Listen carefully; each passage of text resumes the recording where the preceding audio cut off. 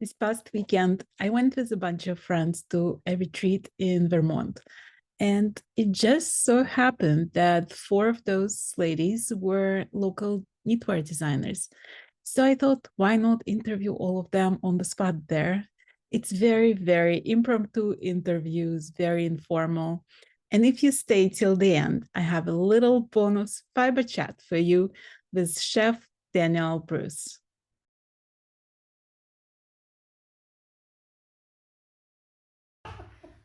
Cut.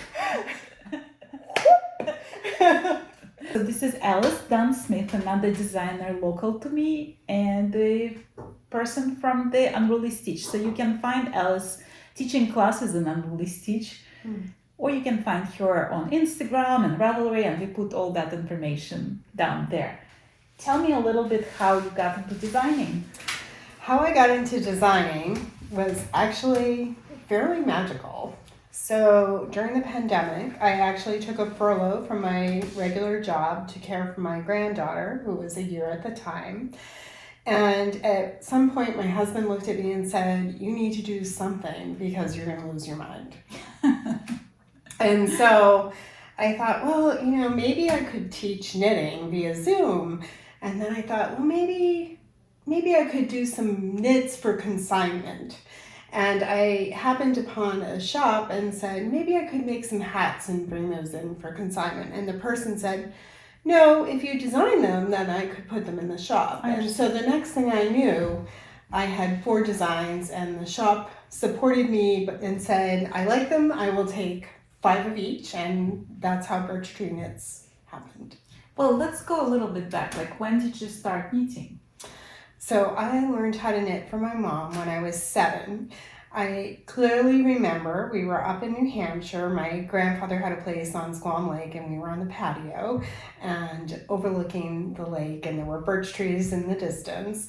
And that's when I learned how to knit and kind of did it as a kid, but then put it away. And it really became a passion when I was a young nurse working in the coronary care unit, and I had a daughter who was up every 2 hours for the first 7 months of life, and I thought, I need some balance, and so knitting became my lifeline, essentially. Well, people often tell me like, oh, you must be so patient, you have patience for knitting, and I always say, no, like, I'm the most impatient person, and knitting gives me patience. 100%, yes. Because, a lot of times I found, for me, knitting is something that centers me when there's a lot going on, and, there's stressful moments that might happen at work or in your personal life.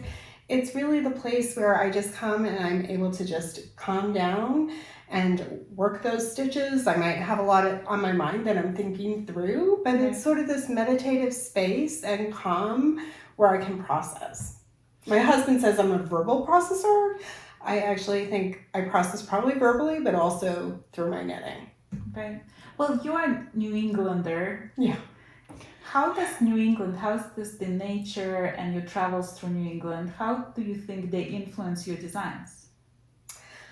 They definitely influence my designs, actually. So many of my designs have a little bit of a thread, and that I've been thinking about places that I've been or people in my life that have been important to me. So, for instance, there's a shawl pattern. It's a one skein wonder. It's called Cottage Rose Shawl. And that idea came to me from a family reunion. My sister from Alaska would visit, and we would come and go down the Cape. She would rent a house, and everybody would show up. And their cottage roses, the rock walls, the bike paths just kind of kept coming back through my mind as I thought about those reunions. And so then that actually ended up coming into my designing. As an instance, my Fellsmere cowl, my mom used to take me for walks around the pond, and it was a Fellsmere pond, where I grew up. So again, there were brick sidewalks, and so there's a little bit of a brick patterning in that design. I find it like very touching because when you think about knitting, you're just thinking of some old-fashioned craft, but the reality of it, it's sort of connects us with the previous generations. It's Yes. becoming this heirloom Yes. skill, you know. It is. It is an heirloom skill. I think it's an heirloom skill, but I think it's also a place, I think when the pandemic happened too, there was like a lot of stress for a lot of people on multiple levels, including myself, and I think that it was a way to kind of connect, and it was a place where we had never been before, but there was something calming about turning to our knitting, because it was like a lot that was out of our control, but each stitch was just sort of like, okay, just keep breathing through this, and it was a beautiful gift to have. Well, one of the patterns that you designed and I knitted it was Love is Love. And the thing is, like, a lot of people talk about how knitting is something self-taught. Like, a lot of people feel unsure about their skills because they were self-taught, right? And they started designing, but they didn't go to college for design. Okay. They just started playing with something, and the idea came up. How do you deal with that uncertainty? Because you're an instructor, teaching instructor, and a designer, how do you deal with the uncertainty of being self-taught? Yeah, so I think actually part of it comes from the space, my career as a nurse. I think a lot of us are really hard on ourselves, from small children. I think we're not as hard on ourselves, but somewhere along the pathway of life, we get really tough on ourselves. So one of the things I particularly love about teaching is being able to just say, it's okay, like just breathe. If we drop a stitch, like breathe, pick the loop up. It doesn't matter how it goes on, it's okay. And just fine. It doesn't have to be perfect. Like it's not a piece of wood that you've cut or a piece of cloth that you've cut. It's okay because we can like undo it and put it back together again. It's all right. And I think my designs as well, when I think about them, like I want them to be accessible for everybody. I don't want them to be really hard. And, a lot of times my inspiration is sort of, I see the color and I think about a design, it just pops into my head. Right. But when you teach kids and you teach adults. Yes. What's the difference? The difference between teaching kids and adults is that kids have a readiness to learn, and I think they're in that practice space of sitting. A lot of times they're coming in after school, so there's a lot of extra energy, and I think it's got to be okay. And as a mom, I think, you're familiar with that, and you're kind of like, you roll with it, and it's a joy to sort of hear the chatter that happens around the table, but the excitement of watching, for instance, last week, one of my 8th grade students just completed her first hat, and it was just this amazing snapshot that I will hold forever in my heart, because the joy on her face putting that hat on and like I made it was just magical. It was just a gift. And for adults, I think it's like, a lot of times we come to something and we're like, okay, I want to get it done, and we're taking notes and we're writing things down, and I'm like, I don't have notes when I teach. I say, put the notebook away. I'm there for you. I have the instructional videos. You can go back and watch them through my website, because just be present. Right. So breathe through. So I feel like I do a lot of breathing exercises while I teach adults. Well, when it comes to your designs, how planned are you? Like, what comes first? The idea of, I haven't done hat in a while, or I haven't done knits in a while, or do you see some like beautiful yarn and you're like, I have to make, this would translate perfectly into that? Like, what's your process? Yeah. So I think actually it really, it's all over the map for me. And I don't know why that is. And I kind of have rolled with it, right? So like when you mentioned the Love is Love, I was at the shop, and Anu was talking about this rainbow sparkle yarn that she had in, and I saw this cream color, and immediately the image that popped into my head was hair ribbons as a young child that I had, and all the colors in the bouquet. And I was like, I have an idea. I want to make it happen. And so they're just textured ribbons of all different colors in that design. Yeah. So I would say for that one, it was the yarn And then the idea popped into my head. Other times I see a yarn and I'm like, I just have to make something happen with this. So I actually am currently working on a vest design, and it's a Irish yarn, and I just said this has to be cables. And Is that from the Scottish Yarn Festival? Not that one. So the Scottish Yarn Festival yarn I'm so excited about. That yarn, actually, we were at Rhinebeck together, and I met Eva, and Eva, we love you. Yes, we love you, Eva. And that yarn, the colors, and then when I touched it, it was just the most exquisitely yummy yarn that I've ever felt in my life. And I was like, I have to design with this. So that actually, I have some yarn to make a cardigan. So textures, I think, are going to be part of that, and cables. And then I have 3 different colors that I'll be working a shawl. That yarn gives the most spectacular stitch definition. Right, exactly. And as you know, I love texture. Yeah. You know, it looks complicated. It's not complicated. Talking of complicated, that most complicated is this prime example is this sweater that you made. Tell us a little bit more about it. So this is my fern and pine sweater, and when I was looking at designs, I was thinking about my niece. Actually, we got into this conversation at a family reunion this summer, and she was going off for a year abroad, for study abroad. And so I said, so tell me, like, what sweaters do you like? Pick out 3 sweaters. I want to sort of see them. And so we looked at these 3 pictures, and I'm like, nothing is in common. Like nothing. And I'm thinking to myself, she's 18. I'm like, okay, so walk me through these sweaters and just tell me, like, what is it that you like about this one? What do you like about this one? And what do you like about that one? Because I had decided I wanted to design something for her. She was going far away, and I wanted her to have like an auntie hug. So anyway, as we got talking, I sort of said, oh, okay, all right. So for her sweater, she liked the close fit, and she liked that it had sort of a little bit of a blousey sleeve, and that it had a little bit of, you know, design here, and she liked a little bit of cables. So all of that kind of came together, and I designed this sweater, the Fern and Pine. For her, it's a close-fitting sweater. And I thought to myself, okay, you know, she loved it. She's adorable in it. And I thought, she's a beautiful model also. She's a gorgeous model and a wonderful person.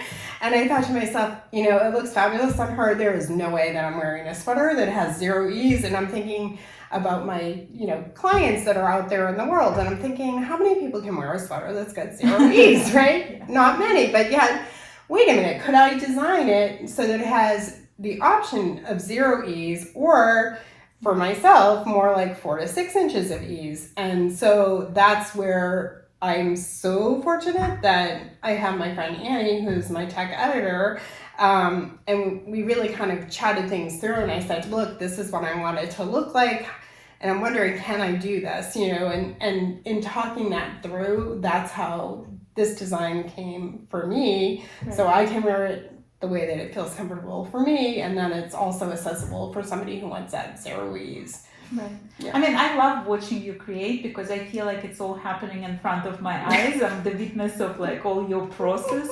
So it's always fascinating for me to like see you look at the yarn and then like your eyes light up and you're like, I think I can make, what do you think? Like, does that color look good on me? Should I make a sweater with it? So I love that, seeing that process, being a witness to it. Oh, it's, I feel like my world actually, in the past couple of years since I started this, has widened so much, and the friendships, the community, it's just been wonderful. You know, you think about, you know, you have a career for so much of your life. And for me, it was like a real turning point when the pandemic hit, right? And it's sort of like, oh, wait a minute, how do I move forward? How do I just, you know, how do I move forward, and what do I do with my life?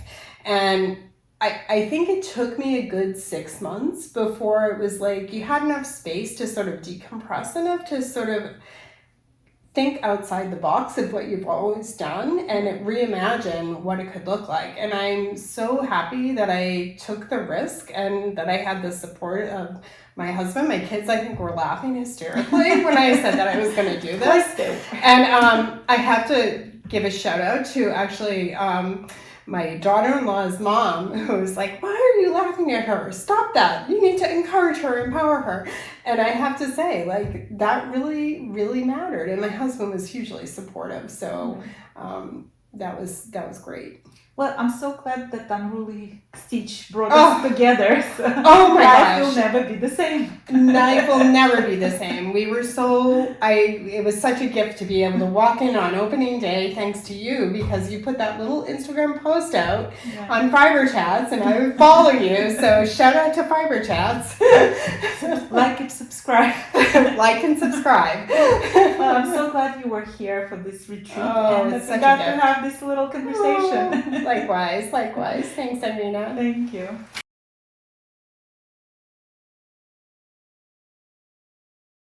Anyhow. Let's hear. We are on. Yes, we are. It's like fireside chats. Fireside Fiberchats.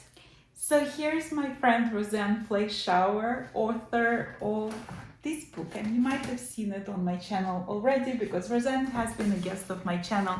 So we're not gonna go into the whole how you learn how to knit. You guys have to go and watch the full interview that I had with Roseanne. Let's talk about the newest things that's happening in your life. So I introduce you to one of my favorite indie dyers, Andrea from Woolen Women Fibers. Hi Andrea, love you. Tell me what you guys planning there. It's something very exciting. It is. Actually, we started to get to know each other over the yarn that she had at, she'd done custom dyed for the Unruly Stitch. Right. The Monet one. Exactly. And that's this one. And I absolutely loved it, and I was gushing over it, and you were telling me, well, I know that. And you were kind enough to introduce me to Andrea and Sam. Yeah. And so, as it turns out, Andrea is getting married this year, and she is financing part of the wedding with a Marry Me on Main Street colorway. So there is a background story. So cool. her fiancé proposed to her in Disney World on the main street. Mm-hmm. So Andrea decided to raise some money for her wedding that's happening in October, right? October of this year. So she created this colorway called Marry Me on Main Street.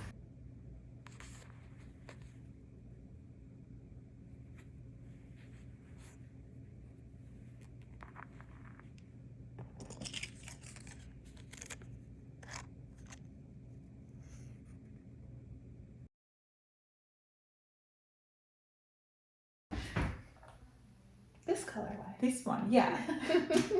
And I actually made the sweater out of that color as well. Yeah, Mm-hmm. It's like beautiful color. So you guys can check it out. It's a limited edition, obviously, until the wedding. Yeah. But now she decided to make more colors. Yes, so she's got Marry Me in the Mountains that she's going to be coming out with, and we're also experimenting with, like you did with that sweater, which is truly inspirational to the concept, which was where you took a color out of the Marry Me on Main Street motif and you took it into a new part of the sweater where you put it into the collar, right, and into the cuffs. And that idea really spawned the two of us to think, well, what could we do to bring additional flavor and color into the design? I'm so glad that was inspirational. Yes, it was so helpful. So what we had decided to do is we wanted to have the projects be approachable, so you could do them as a 1, a 2, or a 3 skein, like a waltz, 1, 2, 3, 1, 2. And so Andrea took the time to put together some fabulous new combinations of colors, not unlike you had done with the sweater that you had knit in the Marry Me on Main Street. And then that kind of rolled into this idea of the Marry Me in the Mountains, which, since the wedding is in the fall in the mountains, the colorway has a very rich undertone of yellow and red, and a very almost bronzy color. It's fabulous. Yeah, it's almost like autumn leaves kind of feel to it. And a little bit of turquoise, which is, as you all know, it's my favorite color, so it's absolutely stunning. Mm-hmm. So what we did was we decided to try to look through and find designs that we could modify in some way, so that if you wanted to do it as a 1 skein project, you could do it as a 1 skein project. Could you make it 2? Could you make it 3? And so we're working on a cowl that will also have a capelet version. Oh, nice. And we're working on a scarf that will also be made into a stole. And if you fold it the right way, you can actually make it into a poncho. That's so And cool. it's not just a rectangle that's going to be folded, so you have to stay tuned to see how that goes. And actually, you're going to help us test knit that I'm one. gonna test knit. Yes, so that will be fun. So when do you think these designs will be out for the public? We're hoping to have them out at the end of the first quarter, because that way people can decide, do they like to use the Marry Me on Main Street that was inspired by the actual Main Street proposal and being in Disney World, and just those beautiful tones that were in the pictures that she'd been posting. Yeah. And then the idea would be, if you wanted to do the 1, 2, 3, you could start with one, and then you could do another and another, all before the wedding. Right. So the Marry Me in the Mountains will be out, I believe, a little bit later, but we'd like to have the patterns ready by the end of the first quarter. Nice. Which And also, like, if you don't know, Andrea is one of the twins, and her sister Sam, she makes the most adorable markers, and she created special markers for Andrea's wedding. Yeah. There is a book with like little roses, and then there is a Cinderella shoe, the glass shoe. Mhm. So I have both of those markers. So like, if you wanna get something very special, check out Sammy's markers as well. Yeah. And the nice thing about those markers is even if you're not a knitter, you could use them as a pull on a zipper, or you could just use them to adorn a keychain or something else in your life.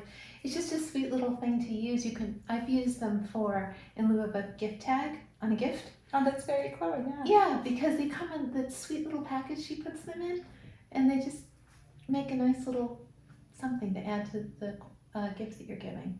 Well, besides this collaboration, is there anything else on your needle? So you're so busy with these things that like it's hard to do any other designs.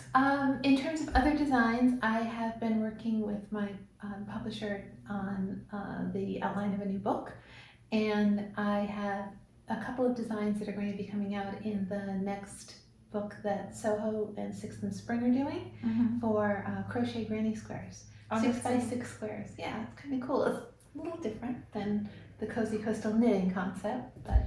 And if you haven't seen this book yet, it has the most coziest of knits. So I recently made a poncho from it, and I'm gonna insert the pictures.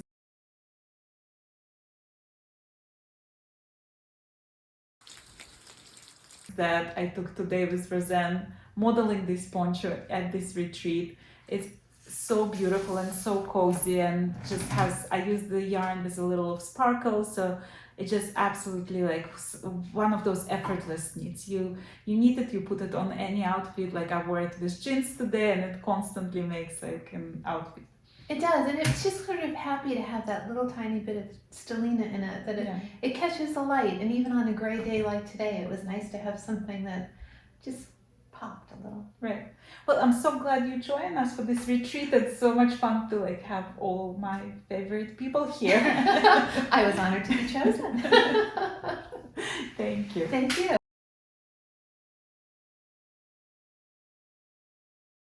And I brought my friend Whitney here. We have another designer. So we have like, I'm so lucky to be at this retreat with all these local designers. Mm-hmm. Introduce yourself. Tell me like a little bit, like how you started knitting, how you started designing. Okay, well, thank you for having me. I am Whitney Terrell, and I have been designing since I had my own yarn shops. It sort of came along out of necessity to help move product and help inspire customers, and I really found a lot of joy in making like special designs, like shawls and things for our yarn crawls that I did in collaboration with other shops in my area. And it was always like I could find something that was really unique, or I could expound on an idea and make it a little bit more personal. So that's really where my design journey started, and I am endlessly inspired by colorwork knitting. Well, before we get into that, so So there is a common joke among all the people at this retreat as to like who is the faster knitter, because you are a superbly prolific knitter. Yes. And you do a lot of designs. So one of your most famous designs that you probably guys have seen is the lobster sweater. Yes. But like, what inspires you? Is it the local New England nature, or like do you see the yarn? Like, where do you get your inspiration for designs? A lot of times my inspiration does come from the surrounding areas, or it will come from that feeling of making something or imagining how an event is going to go, or wanting to create a piece of clothing to like attach to going to like a balloon fiesta or what it feels like to be at the beach. So I have found a lot of inspiration being in New England because I've lived in New Hampshire for about a year now and visited a lot as a child, but it's a lot of inspiration from nature and a lot of inspiration from textiles too. And I feel like those are two big categories of inspiration amongst a lot of designers, but it's always interesting to see how people interpret things like weaving or kilim rugs or other things into their designs. Right. So well, when did you, before you started the store, right, before you opened the store, when did you start knitting? Like, was it from the early childhood? No. So my family history in fiber arts are really, crochet based because I grew up in the South in Virginia, and my grandmother crocheted prolifically and her sisters crocheted. They made tons of like cotton doilies and bedspreads and things like that. And those were really common in our family, but my mother doesn't craft. Mm-hmm. She can, but I didn't learn from either of them. I learned to knit from a college professor. Interesting. So I was at Mary Baldwin, and my sophomore or junior year, they were putting on a production of Charles Dickens' Christmas Carol. Yes, Christmas Carol. I was going to say Christmas Story, but Christmas Carol. So in order to make an adult look like Tiny Tim, the idea was that we're going to make this gargantuan scarf. And it's okay if it has holes and drop stitches and weird texture and, lots of mistakes. It just needs to be sort of huge and ratty, right? To personify this character. So I was in the green room because that semester I was taking a couple of art credits in the theater department. And Terry Southerington, who was she's the director of the department. She said, "Here, sit down. I want you to work on this." And she just taught me to knit. So I could knit garter stitch. But did you know how to crochet before that? Like, I did, but only chains. Right. I had never advanced past making just a chain. So I started knitting, and I could knit and I could purl, but I couldn't knit and purl in the same row. So that was in college. And then when I was expecting my first child, I was watching my mom work on a blanket, who she doesn't really craft, but she did for the babies. It's one of that kind of scenarios. She was working on a blanket, and I was watching her, and I had this was a light bulb aha moment. I can refer back to being in my living room and sitting across from her, and she moves the yarn in between the needle tips. And my mind was blown. Like, oh, that's how you make a knit and a purl in the same row. Because I was always getting yarn over. So that was really probably a huge moment for me in being able to take on other projects. So yeah, but you go from there, right? Like you learn how to knit and purl in one row, and then suddenly you decide to open your own yarn shop. Tell me how that happened. Well, I'm nothing if not enthusiastic. So I thought our town, where in the mountains, really needed a little yarn shop. And I thought, well, if it could be yarn and fabric, that would be great. I'd have a bigger customer base. So we started out that way. And I spent about a year really learning more about knitting, working working with the people who owned the yarn shop that was around the corner from my office. I was working in banking, so I'd spend my lunch breaks with the owners of the yarn shop and work on projects, and really picked up a lot more skills. And because I had a baby, I wasn't really in a knitting group per se, but I was always there at lunchtime, and just continued to like dive into Ravelry and learn more about what was available. And at that point, I was introduced to hand dyed yarn. There was a really great hand dyer in my county, and she's no longer living there or dyeing yarn, but so that was kind of the introduction to just wanting to be part of the community in my town, and answering what the ladies in my town needed. So Okay, I have a funny question. Okay. Like between us, right? And they're not watching. Okay. We're not gonna tell. But like, if you are a yarn dyer, if you are a yarn shop owner, yes. does that make you more of a yarn snob, or does that make you more open-minded because you see so many possibilities with all different yarns? You know, I think it's a really fine line. I think you have to be really open to what your customer base is going to want. So while your personal knitting may reflect your personal style, like what goes on in your shop may reflect what needs to happen within the community. So I definitely, because I started with that hand dyer as my primary source of yarn, started out in a very snobby fashion. But I've come to learn over the years, and you know, working in other roles in the industry, that there's a lot of yarn out there, and for very good reason. Right. There are a lot of different needs. So all yarn has a purpose. Well, you know how like the girls downstairs were joking like who is the faster knitter, and like sort of mocking how prolific we are. Yes. Do you have time to knit other people's patterns, or is it like become, because you're a designer, you feel like if you're not concentrating on your own patterns, you're wasting valuable time?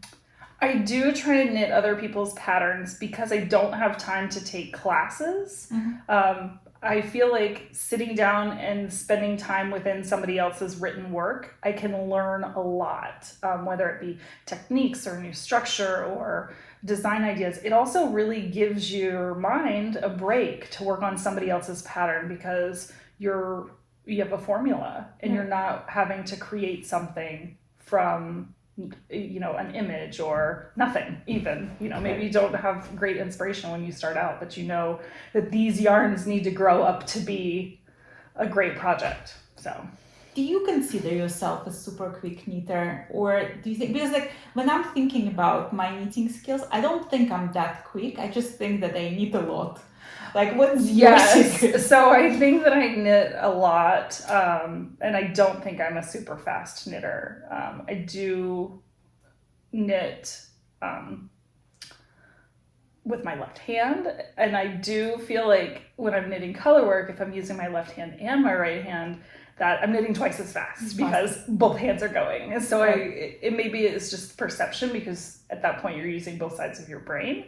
But no, I don't consider myself a super fast knitter, because I look at people that I consider true professionals, like Jody Long or Stephanie Pearl McPhee, and you know, you watch some of those knitters, and a lot of like Hazel Tyndall, and you watch those people knit, and I'm not a fast knitter. Right. Well, talking of Hazel Tyndall, so when I was interviewing Hazel Tyndall, she mentioned that she usually uses hat sort of like a swatch for a sweater. Yes. Just to see like if the colors work out, if there's enough contrast, you know, to get the gauge, that kind of thing. Do you do the same thing? Like, is every hat you knit turns into a sweater?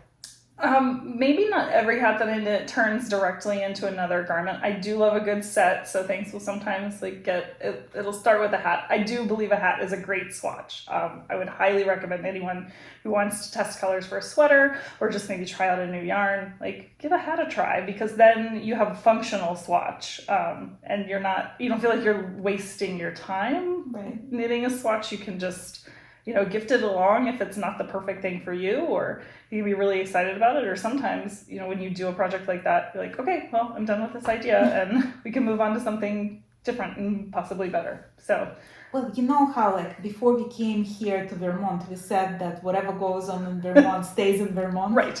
Can you share any secrets of what you're working on? Oh, yes. So I have been working on some hats, and I have a pattern that I'm going to release on Monday. So just 2 days from now. I just finished another sample. I really I love to do themed knits, especially seasonal knits. So this is my new sort of February inspired love hat, and it has a cowl to go along with it, and a headband, which is the first time I've ever made a headband. Oh, really? Gosh, that was a really quick knit, but so this is a little sneak peek of that. I actually love knitting headbands because it's super fast, but it's so convenient to have like in every pocket of every coat, Yes. or like in your car, just in case it gets a little chilly. Absolutely. So I used to wear headbands all the time when I was skiing before we all had to start wearing helmets, Right. back in the dark ages when we just willy-nilly skied down mountains. But I used to wear a headband all the time. I would never wear a hat. I had would never want to mess up my hair with a hat. But now I feel like a hat's like a piece of armor and it keeps me safe. I don't know. But so this pattern is going to have a headband and it looks really great, and I hope that showing it in some different colors, people will not think, oh, it's just a Valentine's Day kind of seasonal hat. So, Well, tell me about your love of pom-poms and how do you decide on the right pom-pom for the hat? So I like to audition pom-poms, just try and find just the right one to complement the yarn, and I think a pom-pom is just a great finish. I think it's also really kind of interesting that pom-poms originated with the Navy, and I didn't know that. so they were put on hats that sailors wore to prevent them from hitting their heads on those low clearances. I just a lot learned of something boats. new on Fiberchats. Yeah, there you go. So I think that's kind of fun, but I think it adds a little bit of whimsy, and it's not so serious and not so plain. A little addition is always fun. Right. So Well, I'm so glad you agreed to chat with me here and that you're part of this retreat. It was good to get to know you a little bit better. absolutely, thank you so much. Thank you. You see, it wasn't that. No, it was wasn't awkward great. at It all. wasn't great. It was great. It was great.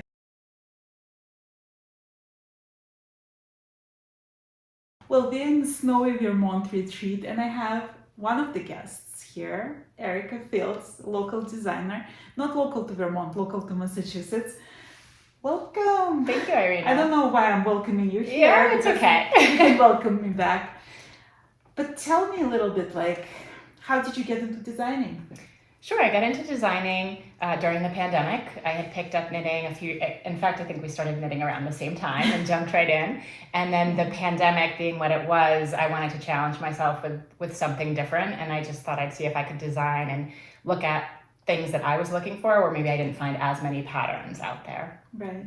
So what's new on your needles nowadays? What is that beautiful thing you're wearing? So this is Nourishment Cowl, and it is the January knit along with Junction Fiber Mill, where we visited today. Yeah.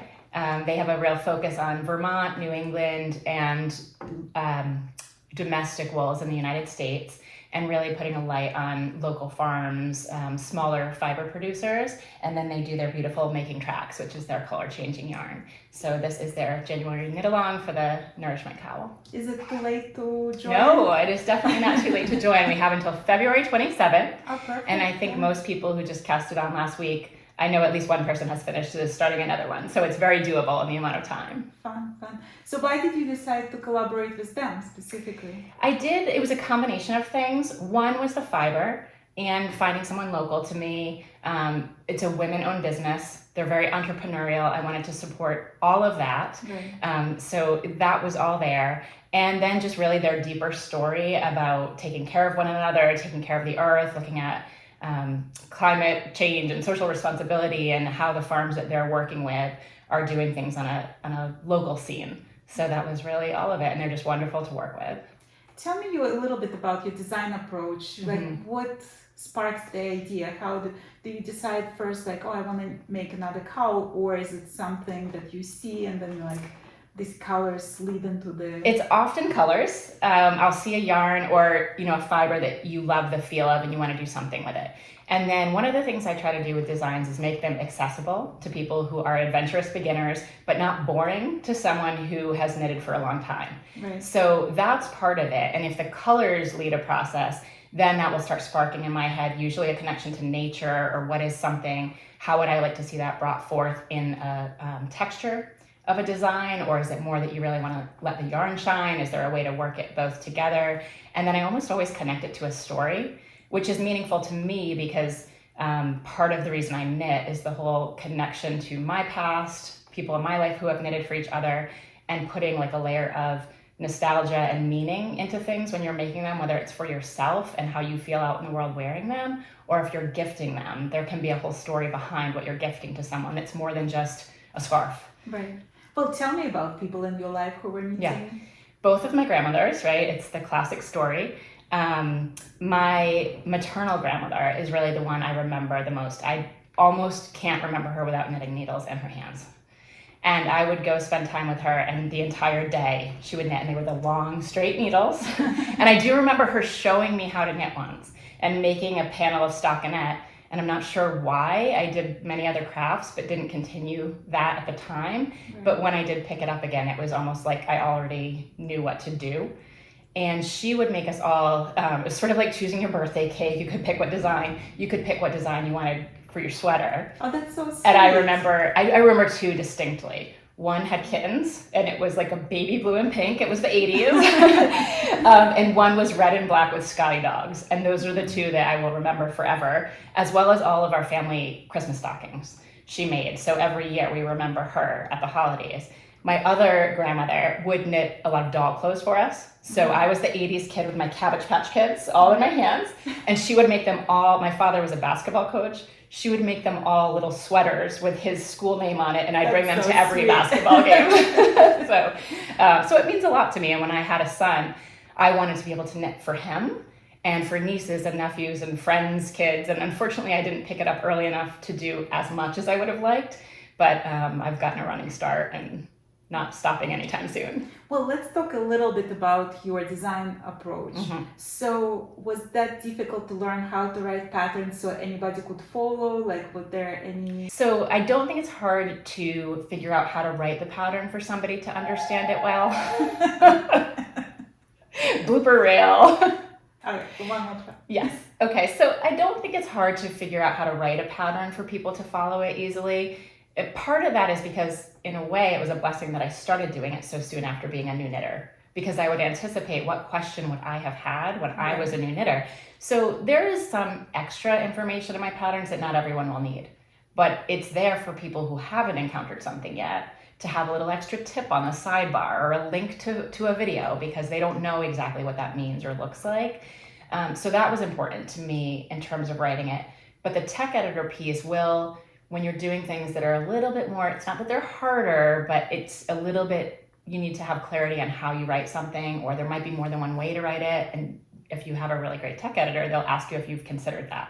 Right. And so, checking all of the math, of course, like all of those pieces, I think it's important to do. Right. Well, do you have a favorite project that you're like super proud of? That is a great question. I think I will go back to why I started knitting. It's the intarsia sweaters. And so is it the most complicated thing I've ever done? No, but I very early on made my son a sweater that was a dog. And then I made him a lighthouse one. Yeah. And those are the two that probably, if I have very few memories left and am lucky enough to be in my 90s wondering what was the most important thing I knitted, those will probably be the two things that I would remember the most. Well, you've been designing for a few years now. How do you see yourself changing from like that first design to where you're now? The first design was, can I do it? And I will go back and knit that again, but it's not another design I'd put out right now. And it's mostly because it's sort of finding your niche. Why are you doing it? And I'm doing it as an artistic expression. The other piece I like to design is I like to design something that is often like, this is just 2 skeins.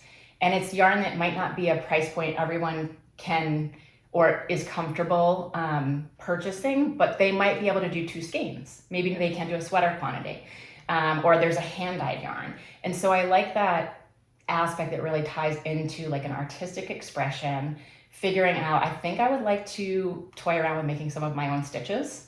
I didn't think I would necessarily at first, but I can see doing that the more you read and see different stitch patterns and booklets, and there's an art to putting them together, right? I know you asked the question a lot about what makes you an original designer, and I think about that, and it is a great question, but you know, a musician has to put notes that already exist together, and an author puts words that exist together.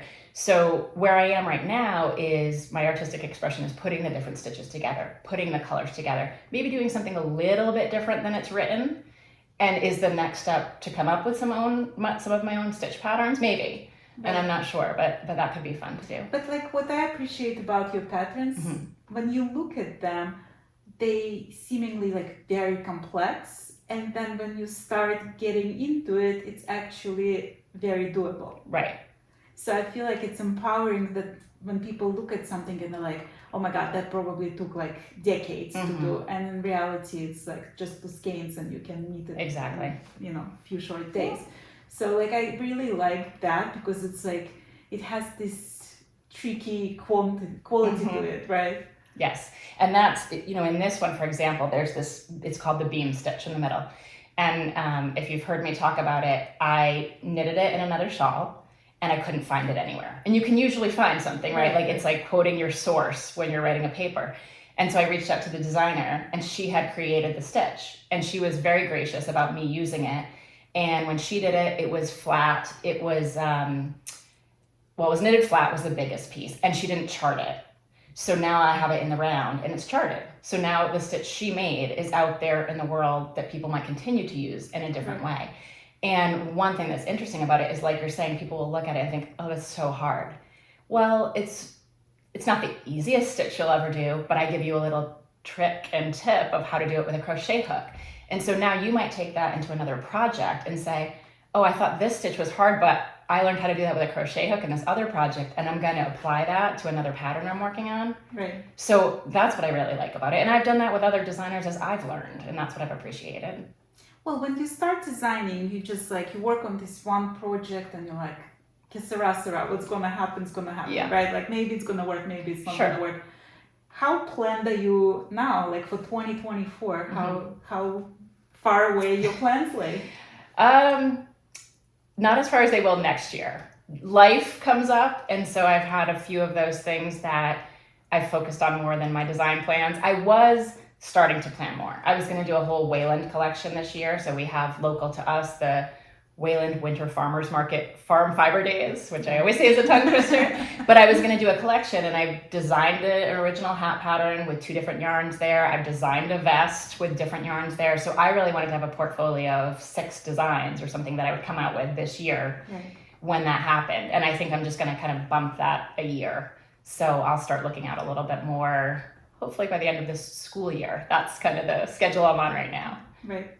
Well, we're gonna put the information about how you guys can find Erica and her designs. So give her a follow and check it out and give it a try and tag her in this. You're on Instagram, right? I'm on Instagram, Grapefruit Gardenia. So I designed under the name Grapefruit Gardenia. Well, thank you so much for sharing your story. It was great to be here. And now, as promised, a little extra treat for you. So while we were at this retreat for the 2.5 days, Chef Daniel Bruce was taking care of us and he was preparing delicious menu. We had 2 really amazing dinners and 2 breakfasts that he prepared. And I shared some of the pictures from that retreat in my retreat recap. So if you haven't watched that yet, head over to my channel and just watch that episode. You're going to love it. So here is a little fiber chat with Chef Daniel.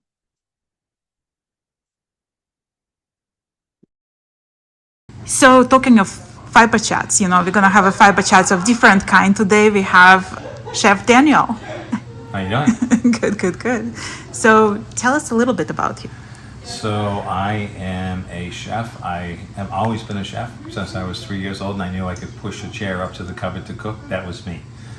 So professionally, I've worked in New York City. I was a chef at 21 Club. I was a Cirque before that. I really got into wine and food, so I'm a wine and food pairing chef. At one point, I had festivals in New Orleans, Washington, D.C., Berkeley, California, and Boston Wine Festival. So my whole career is based on wine and food, and my food tends to be sort of wine-centric.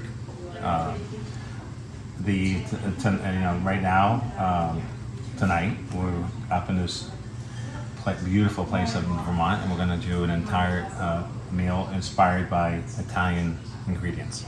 So, like a little cod loin livornese, which is from Liguria area, and it's capers and black olives and tomatoes and garlic and onions. We're going to do a cannelloni with ricotta, Parmesan cheese, a succa, which is like a pumpkin puree, some leeks, melted truffles, and then we'll do a veal milanese with arugula and fire roasted peppers, and then a pear and almond dessert. But the whole idea is just to have fun tonight. Some of my passions, besides wine and food, is foraging for wild ingredients, wild mushrooms, wild edibles, greens, nettles, ginseng, you name it. And I have my own business as well. So I have a professional business that does wild harvesting, and I sell to wholesalers. Nice. So it is fun to incorporate my passion for food and wine and just in general the good things in life into other aspects. So that's what I'm doing now. I'm just doing these sort of fun one-off events. Sounds delicious. Thank you so much for spoiling us. You're welcome.